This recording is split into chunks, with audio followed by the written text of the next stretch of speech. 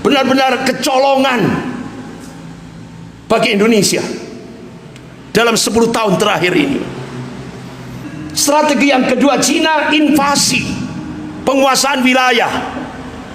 Akhirnya Mulyono diminta untuk menciptakan negara dalam negara. Muncullah PIK 1, PIK 2, PIK 3, PIK 4, PIK 5, 6, 7, 8, 9, 10, 11, Kenjeran Surabaya sampai Sumeneb Madura. Sudah ditandatangani Mulyono? Sudah. Negara dalam negara. Kemudian akhirnya Cina melakukan aneksasi. Semua sumber daya alam Indonesia diboyong ke Cina pakai kapal Mulyono. Segala sumber hukum semuanya Mulyono. Sehingga Mulyono merangkap menjadi eksekutif, legislatif, dan yudikatif. Sudah berhasil? Sudah.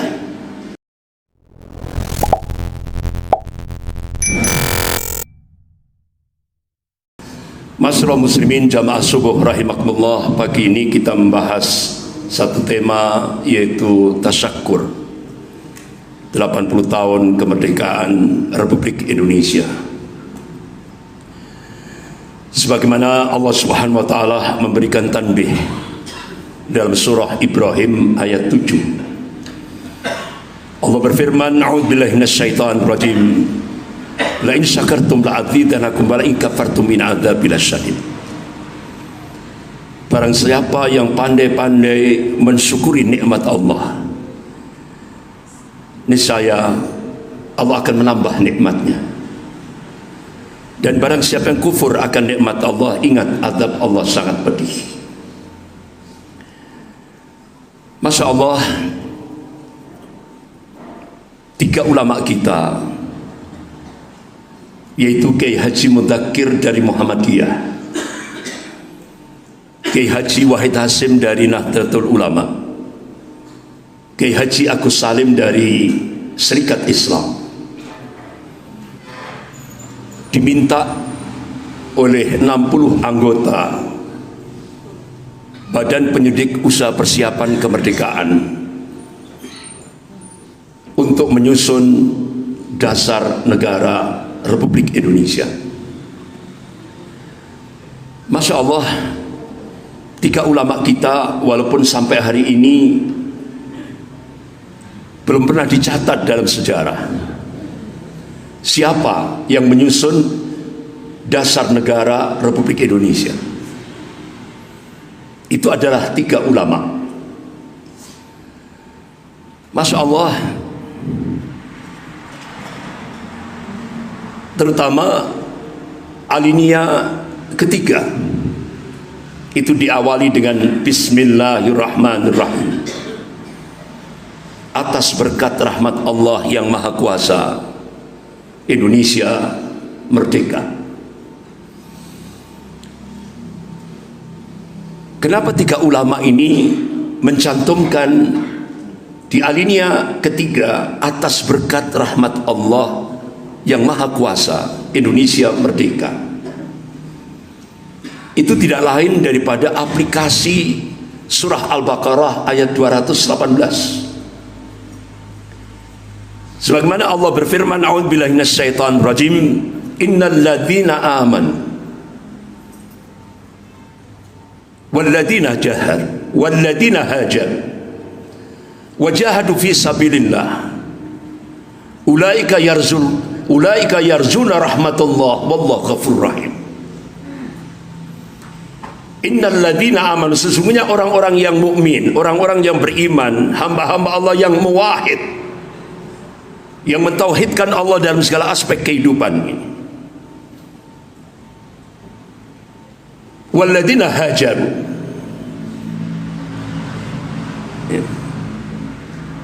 dan hamba-hamba Allah yang hijrah, wajahadu fi sabilillah, dan berjihad di jalan Allah.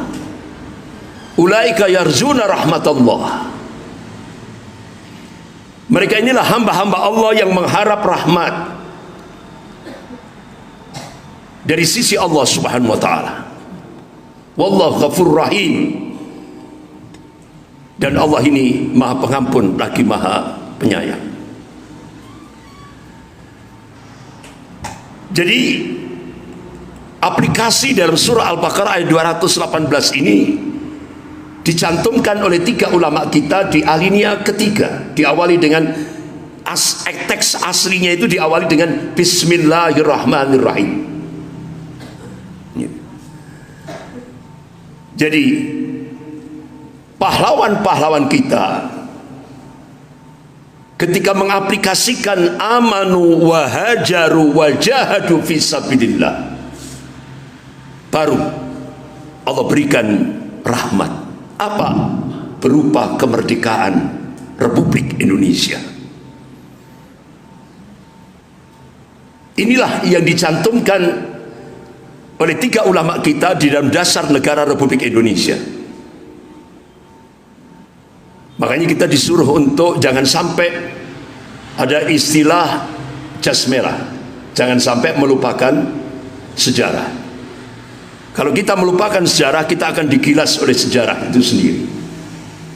Tapi kita juga punya istilah lain, bukan jas merah. Kalau jas merah itu dari kalangan nasionalis sekuler. Kalau kita punya istilah jas hijau, jangan lupakan jasa ulama. Jangan lupakan jasa ulama. Jas hijau.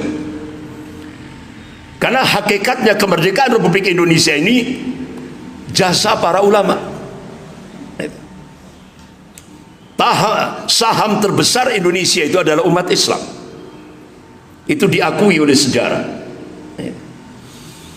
Bapak-bapak, ibu yang dimuliakan Allah, bahkan 3 ulama kita, Kiai Haji Mudzakkir dari Muhammadiyah, Kiai Haji Wahid Hasim dari NU, Kiai Haji Agus Salim dari Serikat Islam. Kenapa ketika menyusun dasar negara Republik Indonesia, 3 ulama kita itu mutaba'ah, ittiba kepada Rasulullah SAW, karena melaksanakan apa yang diperintahkan oleh Allah Subhanahu wa taala dalam surah Al-Imran ayat 31.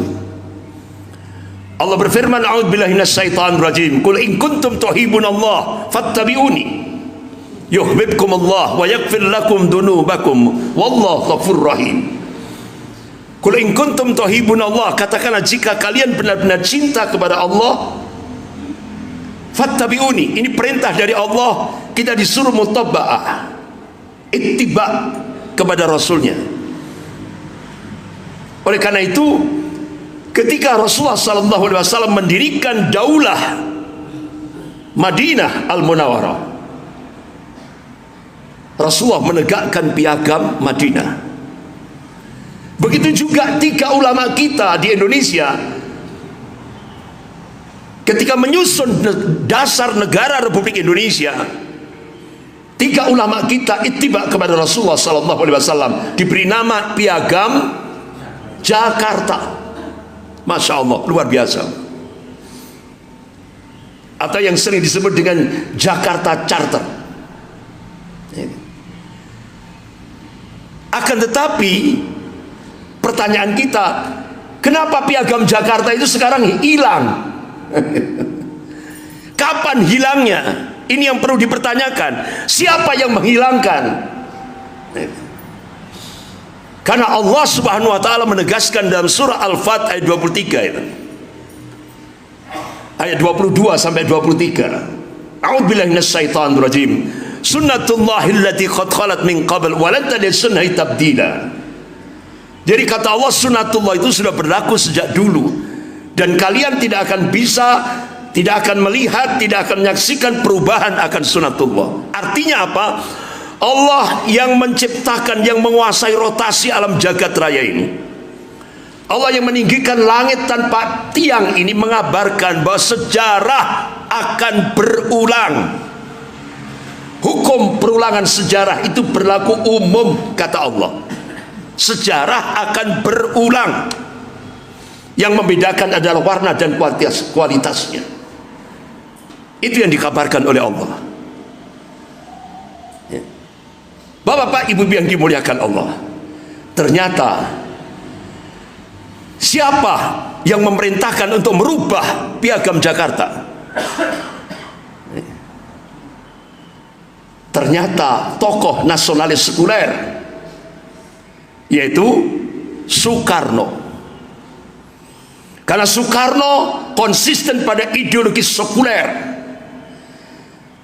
Jangan sampai agama dimasukkan dalam kehidupan berbangsa dan bernegara. Sehingga akhirnya pada saat sidang yang kedua Badan Penyelidik Usaha Persiapan Kemerdekaan Republik Indonesia tanggal 14 Juli 1945, Soekarno minta Piagam Jakarta dirubah. Akhirnya dirubah menjadi preambul pembukaan Undang-Undang Dasar 1945 sampai sekarang. Dan Soekarno minta basmalah Bismillahirrahmanirrahim yang mengawali Piagam Jakarta, dan Bismillahirrahmanirrahim alinea ketiga Piagam Jakarta Soekarno minta dihapus.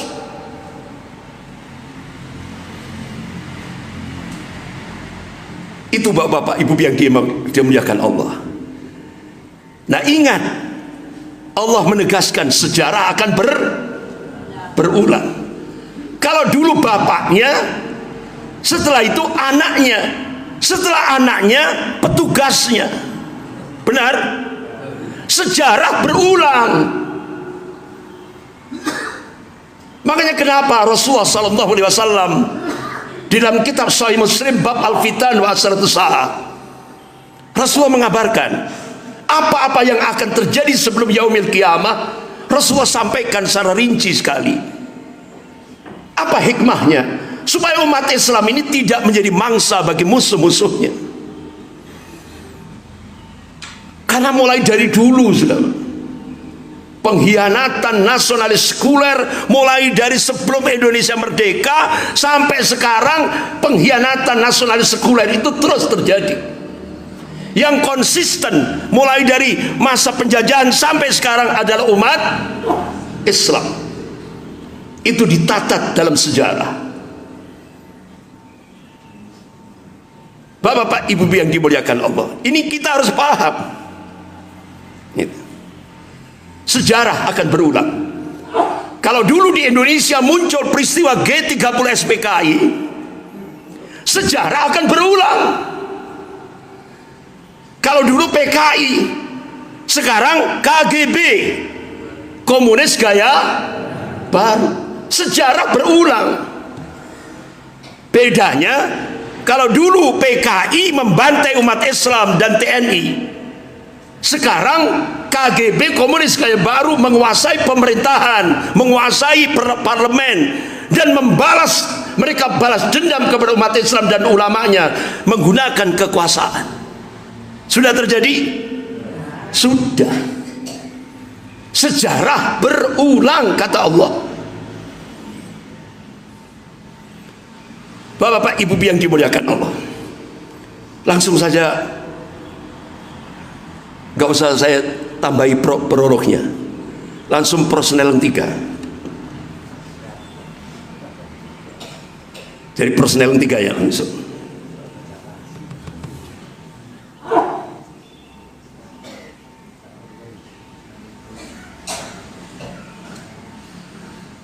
Bapak-bapak, ibu-ibu yang dimuliakan Allah, ini yang tadi saya sampaikan. Pertarungan ideologis umat Islam Indonesia yang selama ini terus ditopang oleh kelompok nasionalis sekuler Indonesia dan Partai Komunis Indonesia dan Kristiani radikal yang sering saya sebut dengan Ordo Jesuit di Indonesia, adalah pertarungan yang mempunyai nafas panjang sampai sekarang. Dan pertarungan itu dari dulu sampai sekarang tidak lepas dari skenario global. Kalau dulu Indonesia dijajah oleh imperialisme Belanda, Portugis, Belanda. Kemudian Indonesia dicengkeram oleh imperialisme Amerika. Nah sekarang Indonesia kembali lagi dicengkeram oleh imperialisme Cina. Kenapa? Tidak lepas dari skenario global.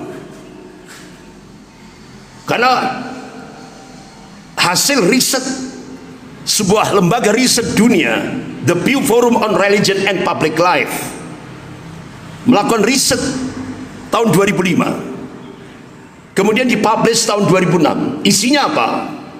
Indonesia dimasukkan ranking pertama jumlah penduduk muslim terbesar seluruh dunia. Oleh karena itu, Indonesia tidak lepas daripada skenario global. Karena mereka ingin menundukkan negeri muslim terbesar di dunia ini. Contoh, Bapak-bapak, Ibu yang dimuliakan Allah. Ini kita buka sejarah.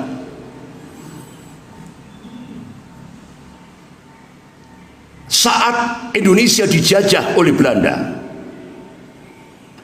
saat itu ada pergerakan Islam pertama kali di Nusantara.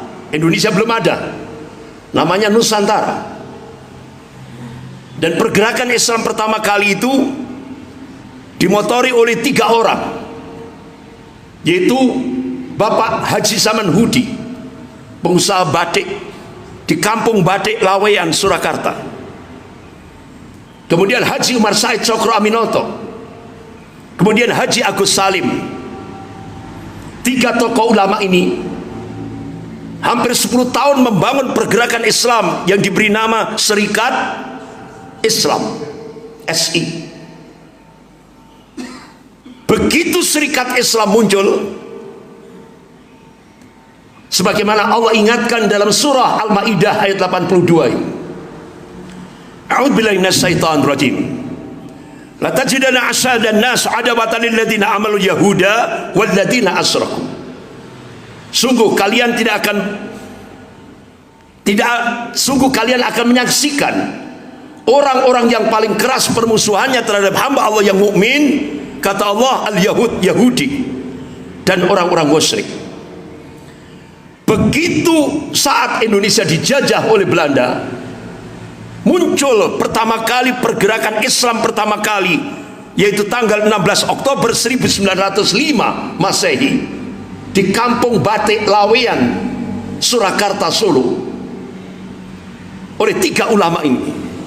Langsung organisasi Zionis internasional menggencet Serikat Islam dari kiri dan kanan, dari kiri dan kanan. Yang kanan pakai cara kekerasan. Itu promotornya adalah Karl Marx. Ini orangnya ini, pendiri ideologi komunis, yang menciptakan ideologi komunis, Karl Marx. Jadi organisasi Islam dihantam dengan cara kekerasan. Karl Marx. Karl Marx memasukkan orangnya namanya Snevit ke Indonesia. Akhirnya dia dirikan organisasi namanya ISDV. Mereka sebarkan ajaran Marxisme, ideologi komunis. Akhirnya muncullah MUSO. Kalau MUSO lebih banyak berkiblat ke Uni Soviet. Ribuan umat Islam di Madiun dengan cara-cara yang sangat biadab. 156 anggota TNI di kawasan Goranggareng, Madiun. Gubernur Jawa Timur Pak Suryo, yang sekaligus beliau waktu itu menjabat sebagai Ketua Dewan Pertimbangan Agung, ditali lehernya, kemudian diikat di belakang mobil, diseret dengan kecepatan tinggi, radius 10 kilo, sampai Gubernur Jawa Timur Pak Suryo meninggal. Kemudian jenazahnya dibuang di Sungai Ngawi, Jawa Timur, dan jenazahnya baru diketemukan sebulan setelah kejadian. Itu Gubernur Jawa Timur.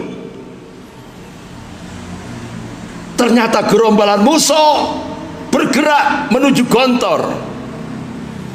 Ya Allah, Kiai Haji Zarkasi Allahumma yarham, Kiai Haji Sahal Allahumma yarham, waktu itu diberi isyarah oleh Allah.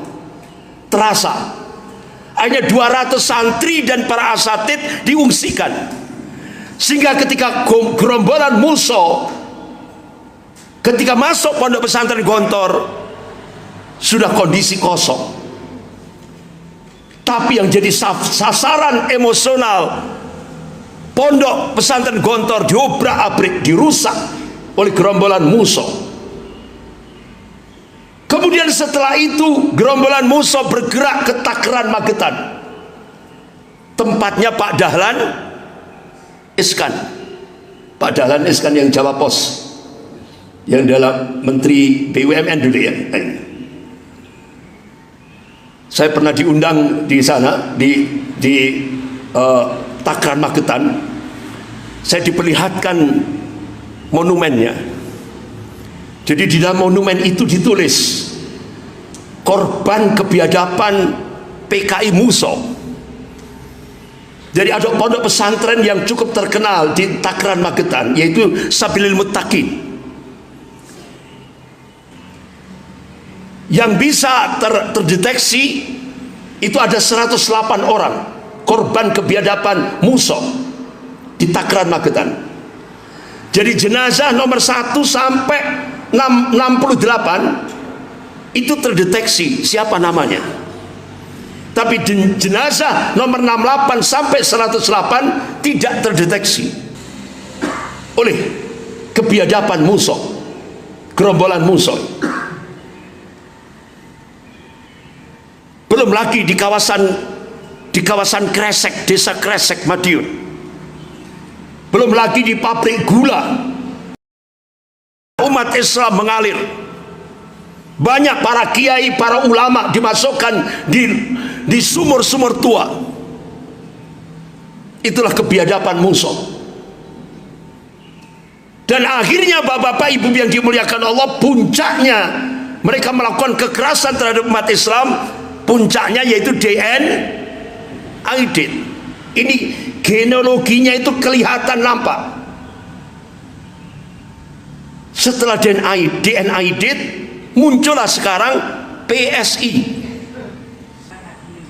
Bahkan Grace Natali sudah memberikan statement, PSI adalah partai anti agama. Berarti kan menuliskan genealogi komunis. Nah ini. Nah sebelah kiri, sebelah kanan, bapak-bapak ibu yang dimuliakan Allah, sebelah kanannya namanya Madam Blavatsky. Ini. Jadi Madam Blavatsky ini jejaknya itu saya tulis di buku saya di gerakan Harakatus Suhyun fi Indonesia. Itu mulai dari Batavia, Pekalongan, kemudian Gubeng, Jalan Kayun, kemudian Jalan Cerme nomor 16, gedung RRI yang sekarang jadi Hotel Salimar, itu markasnya Yahudi. Kemudian sampai ke desa Sumberdem, Kecamatan Wonosari. Itu jejak-jejaknya Madam Blavatsky ini orangnya. Dia pakai soft, pakai strategi lunak. Dia munculkan yaitu ajaran teosofi. Cikal bakal munculnya pluralisme agama itu cikal bakalnya ini, genealoginya ini. Lahirlah pluralisme agama, satu keyakinan yang menganggap semua agama ini cikal bakalnya ini. namanya ajaran teosofi. Madame Blavatsky ngutus orang ke Indonesia, namanya Liberton. Ini orangnya.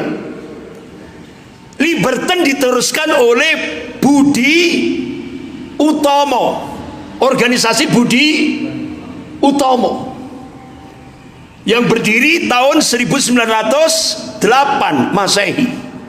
Organisasi Budi Utomo, mayoritas organisasi Budi Utomo itu pengurusnya Amtenar. Amtenar itu apa?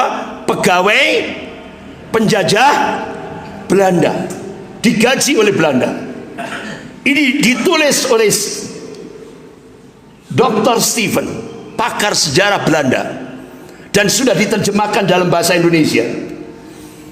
Jadi organisasi Budi Utomo itu kepanjangan daripada gerakan Zionis Yahudi Internasional, dan semua pengurusnya pegawai penjajah Belanda, digaji oleh penjajah. Nah, bapak-bapak, ibu yang dimuliakan Allah, tujuan didirikan organisasi Budi Utomo untuk menghancurkan serikat Islam.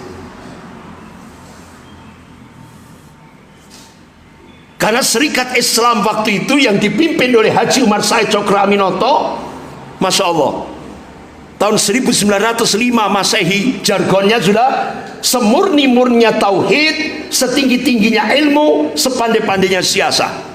Ini sudah dimunculkan oleh Haji Umar Said Cokroaminoto. Jadi kalau kita kepingin menang, syarat mutlak tauhid kita harus murni. Jangan sampai terkontaminasi dengan segala macam bentuk kesyirikan. Itu syarat mutlak kalau kita ingin mendapatkan kemenangan. Tauhid wajib murni, setinggi-tingginya ilmu dan sepandai-pandainya siasat. Bahkan Haji Umar Said Cokroaminoto pada tanggal 15 Januari 1926 nulis di sebuah koran Hindia Baru. Beliau masukkan, menggaungkan apa itu? Bila umat Islam tidak memiliki khalifah, itu sama saja badan yang tidak punya kepala. Jadi Haji Umar Said Cokroaminoto ini menggaungkan surah Al-Baqarah ayat 30. A'udzubillahi minasyaitonir rajim. Wa id qala lil malaikati inni ja'ilun fil ardi khalifah. Sesungguhnya Allah berfirman pada para malaikatnya, aku ingin menciptakan di muka bumi ini seorang khalifah, pemimpin. Itu sudah digaungkan oleh Haji Umar Said Cokroaminoto. Pentingnya pemimpin. Bahkan sampai jenazah Rasulullah SAW pemakamannya tertunda karena apa? Memilih pemimpin, khalifah. Sampai jenazah Rasulullah tertunda pemakamannya gara-gara memilih khalifah Abu Bakar As-Siddiq radhiyallahu anhu. Baru jenazah Rasulullah dimakamkan. Berarti kepemimpinan di dalam Islam itu sangat penting. Ini sudah digelorakan oleh Haji Umar Said Cokroaminoto. Bahkan Haji Umar Said Cokroaminoto bercita-cita selamatkan Indonesia dengan Islam dan satukan Indonesia dengan Islam. Itu jargon yang dimunculkan oleh Haji Umar Said Cokroaminoto. Akan tetapi bapak-bapak ibu yang dimuliakan Allah, organisasi Budi Utomo mulai melancarkan aksinya. Apa? Organisasi Budi Utomo mengeluarkan buletin namanya Jawi Hisworo tanggal 11 Januari 1918, dan ini buletin ini disimpan oleh pakar sejarah Indonesia dari Universitas Padjadjaran Bandung, yaitu Profesor Ahmad Mansur Suryanegara. Isinya apa? Rasulullah SAW pezina dan pemabuk. Jadi taswih, pelecehan pertama kali organisasi Budi Utomo melecehkan Rasulullah sallallahu alaihi wasallam. Akhirnya Haji Umar Said Cokroaminoto membentuk Laskar Kanjeng Rasulullah sallallahu alaihi wasallam. Setelah dibentuk laskar, akhirnya Laskar Kanjeng Rasulullah melakukan perlawanan terhadap organisasi Budi Utomo. Sampai akhirnya organisasi Budi Utomo bubar tahun 1935. Tapi sayang, Pak, sayang seribu sayang, kenapa Haji Umar Said Cokroaminoto begitu cinta kepada Rasulullah sallallahu alaihi wasallam? Begitu Rasulullah dilecehkan oleh organisasi Budi Utomo, beliau bangkitkan umat Islam untuk melakukan perlawanan terhadap Budi Utomo. Kenapa? Rasulullah bersabda, qala Rasulullah sallallahu alaihi wasallam, la yu'minu ahadukum hatta akuna ahabba ilaihi min waladihi wa waladihi wan nasi ajma'in. Ini hadis sahih riwayat Bukhari wa Muslim. Belum sempurna iman seseorang di antara kalian hingga aku, kata Rasulullah, lebih dicintainya daripada orang tuanya, anak-anaknya, wan nasi ajma'in, dan manusia seluruhnya. Tapi sayang, bapak-bapak, ibu yang dimuliakan Allah, umat Islam se-Indonesia ngakunya cinta Rasul, tapi yang diperingati tiap tahun, tiap tanggal 20 Mei itu bukan Serikat Islam, tapi yang diperingati umat Islam se-Indonesia itu Budi Utomo. Astagfirullah. Tapi ngakunya saya cinta Rasul, tapi tiap tanggal 20 Mei umat Islam se-Indonesia tetap memperingati Budi Utomo, organisasi Budi Utomo.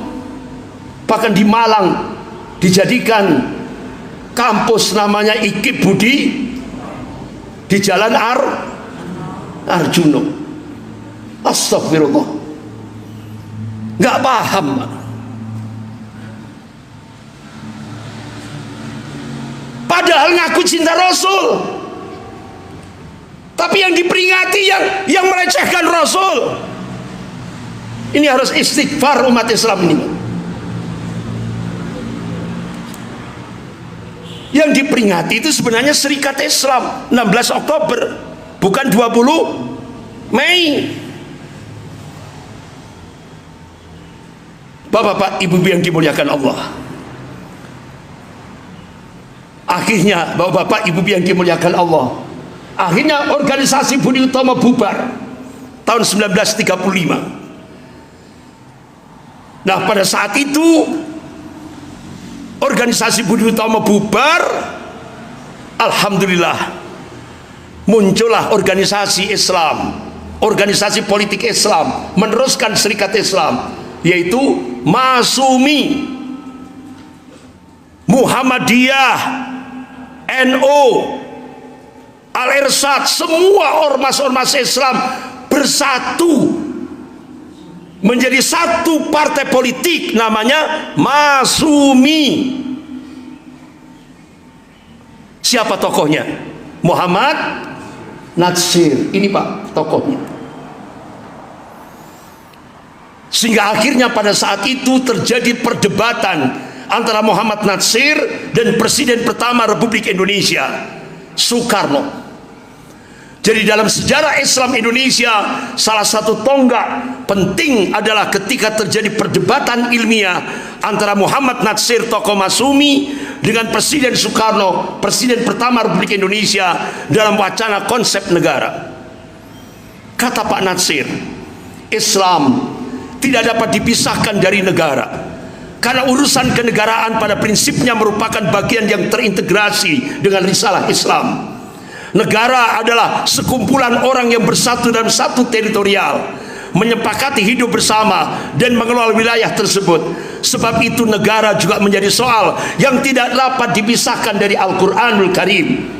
Itu kata Pak Natsir kepada Soekarno.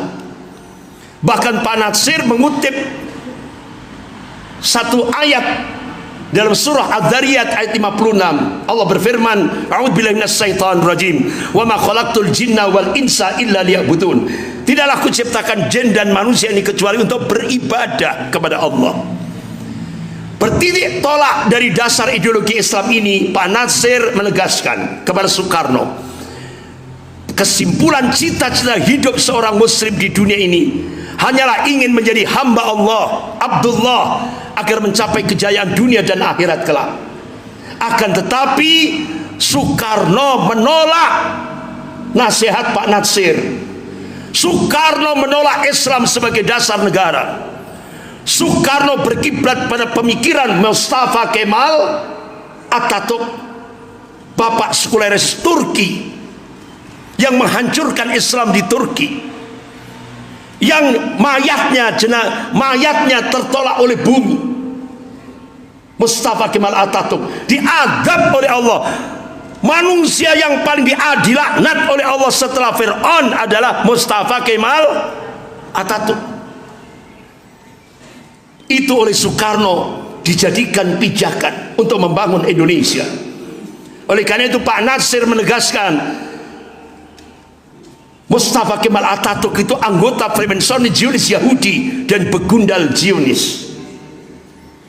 Akhirnya bapak-bapak, ibu yang dimuliakan Allah,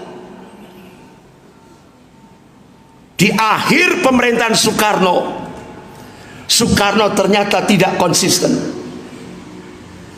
Soekarno memunculkan ideologi baru, namanya Nasakom, nasionalis agama komunis.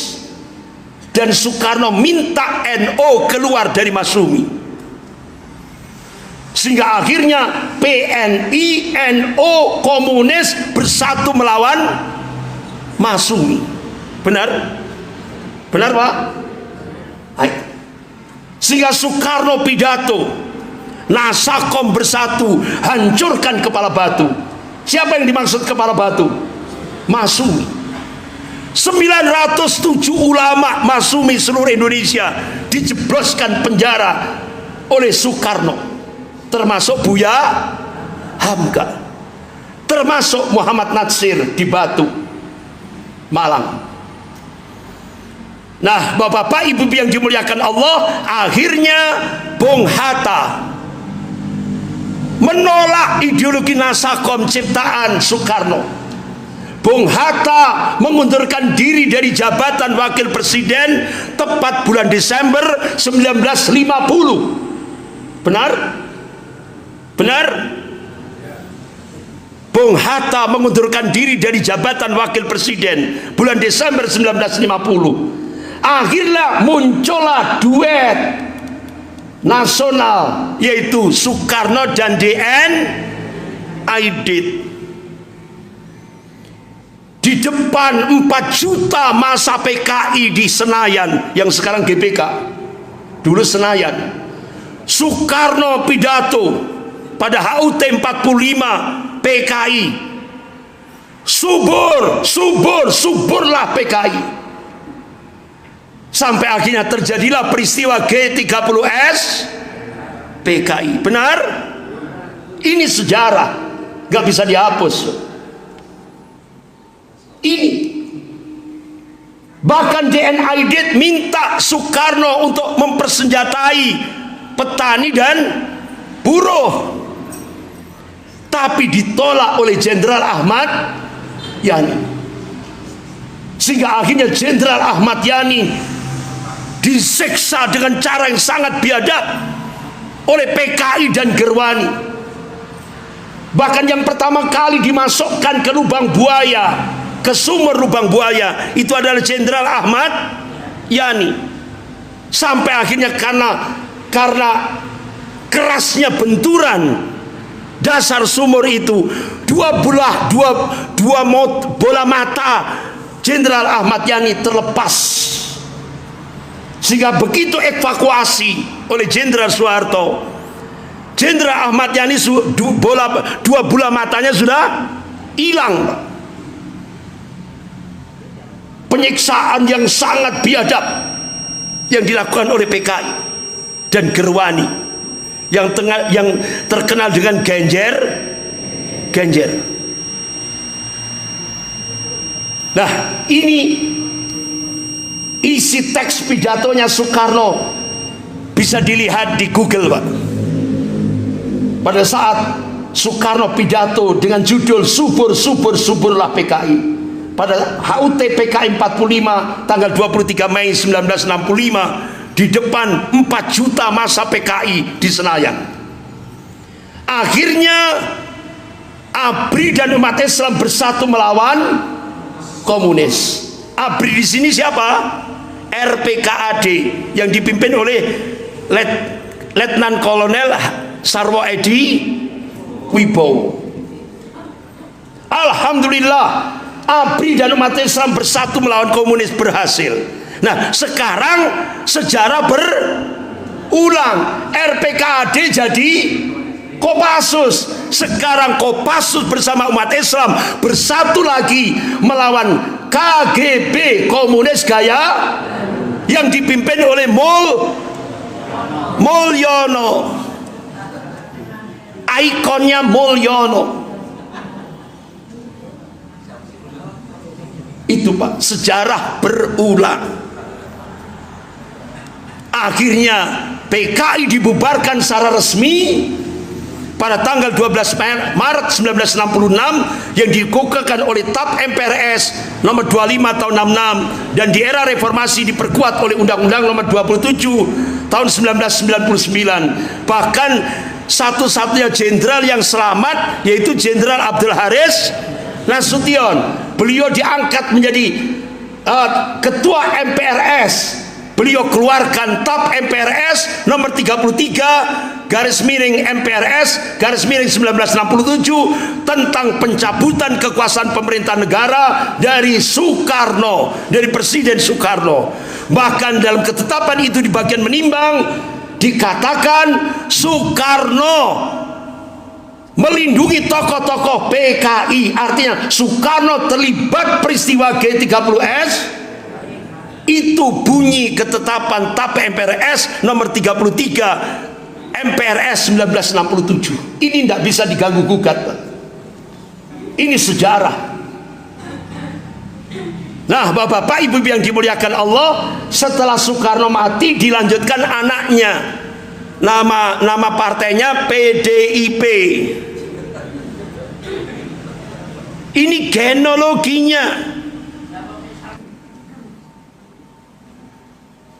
Berarti sejarah berulang. Bapak-bapak, Ibu-ibu yang dimuliakan Allah,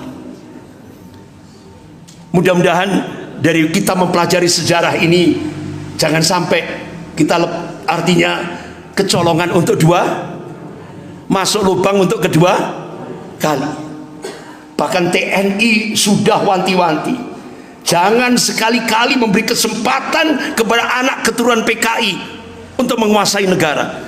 Karena apa? Ini benar-benar kecolongan bagi Indonesia dalam 10 tahun terakhir ini. Makanya Bapak-bapak, Ibu yang dimuliakan Allah, kesempatan emas bagi PKI gaya baru, komunis gaya baru, begitu Cina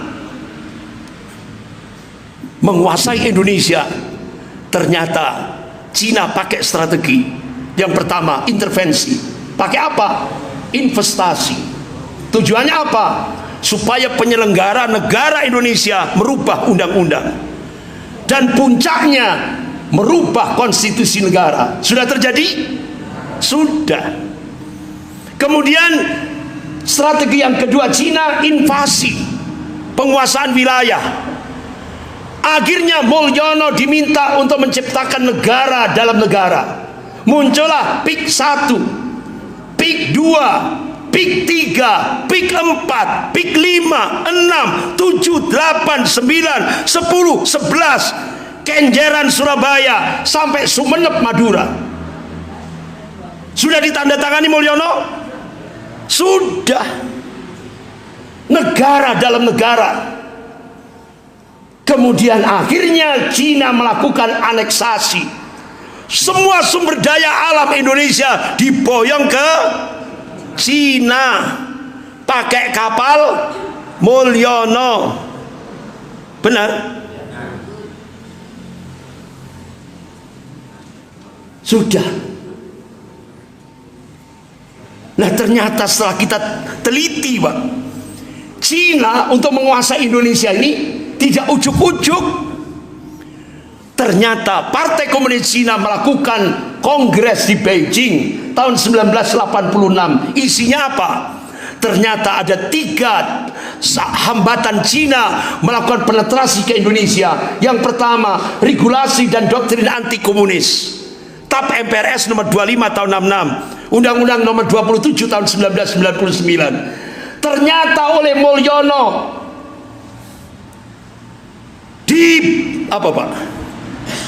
dibongkar apa namanya itu? Dijebol. TAP MPRS nomor 25 tahun 66, Undang-Undang nomor 27 tahun 99 dijebol oleh Mulyono. Mulyono mengeluarkan keputusan Presiden nomor 17 tahun 2022. PKI bukan pelaku, kata Mulyono. PKI adalah korban. Sampai akhirnya Mulyono mengeluarkan Inpres, instruksi Presiden nomor 2 tahun 2023, keputusan Presiden nomor 4 tahun 2023. 5.000 pemerintah minta maaf kepada PKI. Sudah dilaksanakan? Dan 5.000 anggota PKI dapat santunan dari negara. Sudah diberikan? Sudah. Sementara umat Islam tenang-tenang saja. Kemudian yang kedua, posisi Pancasila sebagai musuh komunis dijebol oleh Mulyono bersama Bude. Mbok D. Kapan, Pak? Ternyata mulai bergeraknya mulai Mei 98 setelah Soeharto tumbang. Tahun 2012 sosialisasi ketuhanan yang Maha Esa oleh Bude rubah dengan ketuhanan yang berkebudayaan. Akhirnya sampai ke Malang, lahirlah kearifan budaya lokal. Akhirnya masyarakat Malang Raya langsung melaksanakan perintah Bude, bantengan ditambah berot, tambah meneh son horak. Jadi anjuran Bude dilaksanakan. Mulai dari Bali Kota diadakan acara sesajen dan 1000 dupa, ya kan? Ditambah ogoh-ogoh. Kemudian dilaksanakan mulai dari kecamatan sampai desa, bantengan, berot, son horak, ya kan? Itu. Ini untuk melaksanakan perintah dari Bude. Kemudian 2013 Pancasila oleh Bude diganti menjadi Trisila Ekasila. Yang itu adalah cita-cita Soekarno bapaknya. Sehingga akhirnya 2014 tidak ada lagi Pancasila dan tidak ada lagi ketuhanan yang Maha Esa. Muncullah keputusan Presiden nomor 24 tahun 2016. Muncullah peraturan Presiden nomor 7 tahun 2018. Muncullah Undang-Undang nomor 11 tahun 2019. Sampai akhirnya Pancasila hanya sekedar undang-undang biasa. Segala sumber hukum semuanya Mulyono. Sehingga Mulyono merangkap menjadi eksekutif, legislatif, dan yudikatif. Sudah berhasil? Sudah. Itu, Pak, bahayanya undang-undang HIP. Mereka mengadopsi manifesto PKI sebagai ideologi negara. 10 tahun digarap oleh Mulyono.